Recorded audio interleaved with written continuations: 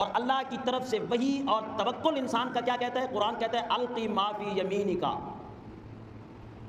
اے موسیٰ پیغمبر یہ جو سانپ تیرے سامنے بن گئے ہیں نا،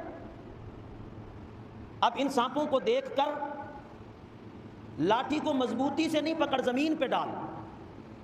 عقل کہتی ہے لاٹھی کو مضبوطی سے پکڑ، اور وہی کہتی ہے کہ لاٹھی کو زمین پر ڈال، تیرا توکل میں دیکھنا چاہتا ہوں۔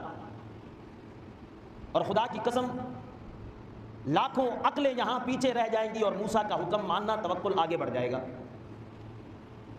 زمین پر وہ لاٹھی ڈالنے کی دیر تھی، تلقف ما صنعوا انما صنعوا کید ساحر ولا یفلح الساحر حیث اتی۔ جادوگر اپنی جادوگری میں بڑے کامیاب ہو جاتے ہوں گے، لیکن جب جادو کا مقابلہ اللہ کے حکم سے آ جائے، وحی کے مقابلے میں آ جائے، تو پھر سارے جادوگروں کے پروگرام دھرے کے دھرے رہ جاتے ہیں، اور موسیٰ کی ایک لاٹھی سانپ بن کر ان کے سارے مکر و فریب کو کھا جاتی ہے۔